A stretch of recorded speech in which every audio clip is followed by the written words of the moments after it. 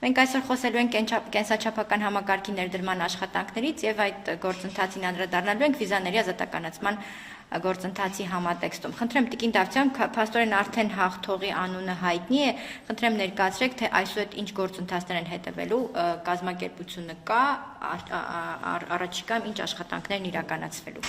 Շատ լավ, այո, մրցույթը ամփոփել ենք, ըստ էության երկար մրցույթ էր, եթե հաշվի առնենք նաև այս ձևաչափով մրցույթ կայացնելու վերաբերյալ որոշման կայացման փուլը, ապա երրորդ տարին է, ինչ աշխատում ենք այս ուղղությամբ, 2024 թվականի ապրիլին տեղի ունեցավ մրցույթի առաջին փուլը, որակավորման փուլը, որի արդյունքներով 5 ամիս բանակցություններից հետո նաև մեկնարկեց բուն առաջարկի հարցման փուլը եւ արդյունքում մարտի 31-ին արդեն հաշված օրեր առաջ մենք հայտարարեցինք հաղթող ընկերության անունը, Idemia կոնսորցիումն է, այսինքն կոնսորցիում է, այս հայտատուի կազմում կա նաև այլ ընկերություններ գրաված, բայց առաջատար անդամը ֆրանսիական հայտնի կազմակերպությունն է։ Հավաքած միավորների թիվը կազմում է 94.97, մեր մյուս որակավորված հայտատուն, որը էլի կոնսորցիումի ձևաչափով էր մասնակցում մրցույթին եւ առաջատար անդամը գերմանական հայտնի Ogentic կազմակերպություններ, ընդհանուր գնահատող հանձնաժողովի գնահատականների արդյունքում հավաքեց 79.24 միավոր։ Ես նշեմ, որ որակ գին հարաբերակցության ձևաչափով է անցել մրցույթը, ընդ որում որակի մասնաբաժինը 70% է ընդհանուր գնահատականի մեջ, իսկ գնի մասնաբաժինը 30% է, եւ ըստ պետություն մասնավոր գործընկերության մասին օրենքի մենք առաջինը ամփոփեցինք ուրեմն տեխնիկական առաջարկը, որակի հատվածը եւ նվազագույն շեմը փաստորեն հաղթարեցին երկու հայտատուներն էլ, արդյունքում նոր միայն բացվեց երկու հայտատուների գնային առաջարկները, դրանք համադրվեցին արդեն տեխնիկական կտորի գնահատման արդյունքների հետ եւ ունենք այս պատկերը։ Անդրադառնալով ձեր հարցին, ինչ հետագա փուլերը որոնք են, քայլերի հաջորդականությունը հետեւյալն է։ Մենք պետք է այլևս արդեն պայմանագիրը կնքենք հաղթող ընկերության հետ, քանի որ որակավորման փուլից մինչեւ առաջարկի հարցման փուլը ընկած ժամանակահատվածը մենք հատուկ հայտատուների խնդրանքով երկարաձգեցինք եւ բավականին մանրամասն պայմանագրի նախագիծը քննարկված է, այս փուլում արդեն շատ չենք ուշացնի, ըստ էության պայմանագիրը ընդունելի տեսք ունի երկկողմ եւ հանրային գործընկերոջ, այն է կառավարության համար եւ մասնավոր գործընկերոջ տվյալ պարագայում հաղթած հայտատուի համար եւ տեխնիկապես պարզապես առաջիկա ամսվա ընթացքում կպայմանավորվենք երկկողմ հարմար օր, տեղ եւ փաստաթուղթը կստորագրվի, այս փուլում իհարկե արդեն հայտատուն պետք է Հայաստանի Հանրապետության իրավաբանական անձանց ռեգիստրում ունենա համապատասխան գրանցումը եւ որպես կողմ արդեն ի վիճակի կլինի ստորագրել պայմանագիրը։ Շատ չծանրաբեռնեմ տեխնիկական կառուցվածքով, թե ինչպես է նախատեսվում ենթակառուցվածքի ներդրումը մինչեւ փաստաթղթերի արտադրությունը կսկսի, բայց հաստատեմ մեր այն հանձնառությունը, որ վերջին ամբողջ տարում որակավորման փուլից ի վեր մենք կրկնում ենք, որ 2026-ի երկրորդ կիսամյակում կունենանք արդեն կենսաչափական համակարգը ներդրված եւ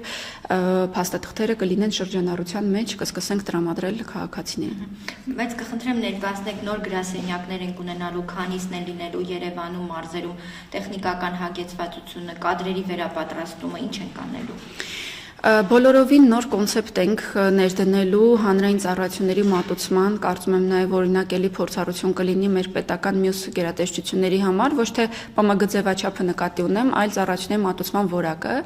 որովհետև լավ փորձառություն է բերվում Հայաստան, մենք 23 գրասենյակներ կունենանք մասնավորի կողմից, 2-ից 3-ը կլինեն Երևանում, մնացածը կլինեն մարզերում։ Այս գրասենյակներում են ընդունվելու քաղաքացիների դիմումները անձահաստատող փաստաթուղթ ստանալու վերաբերյալ կլինի անձնագիր թե նույնականացման քարտ, ըստ էության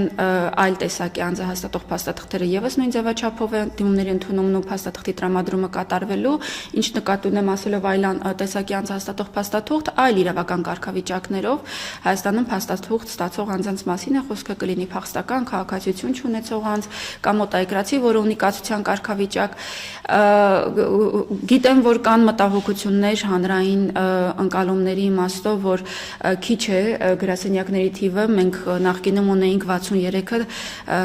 2023 թվականին միգրացիա եւ քաղաքացիական ծառայության հիմնադրմամբ թիվը դարձավ 47, սա արդեն իսկ ի հայտ բերեց մեր որոշ համակարգացիների դժգոհությունը, հիմա էլ դառնում է 23, բայց պետք է նշեմ, որ ծառայությունները մատուցվելու են թվայնացված եղանակով եւ ըստ էության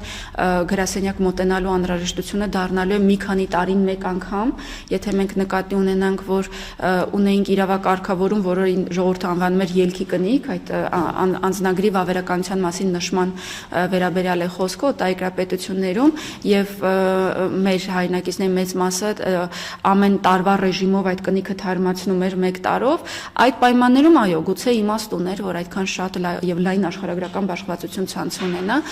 այս արդեն նոր տեխնոլոգիաների ներդրման պայմաններում եւ աշխարհի լավագույն փորձը հաշվի առնելով սա բավարարելու է։ Ամեն դեպքում համայնքներում, մարզերում կպահպանվի թղթային տարբերակը սկզբնական փուլում գոնե։ Ինքը process-ը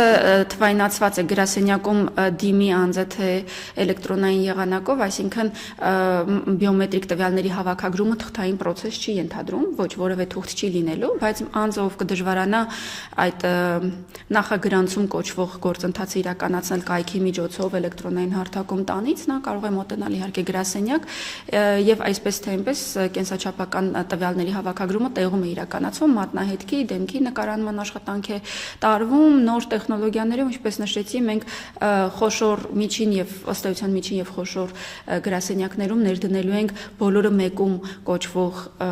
տեխնիկական լուծումը, որը մեկ սարք է, մենք հաճախ այդ սարքը հանդիպում ենք տարբեր միջազգային սահմաններին, օդանավակայաններում, որի դիմաց անձը կանգնում է եւ մատնահետքը եւ լուսանկարը տեղում իրականացվում է եւ լինելու են իհարկե շատ արագացված ու ճկուն ծառայություններ, այդ թվում նաև առաքման ծառայություններ, մասնավորը կհայտարարի իհարկե իր գնային քաղաքականությունը ավելի ուշ, բայց կարծում եմ արժանապատիվ հանրային ծառայությունների մոդել ենք ունենալու։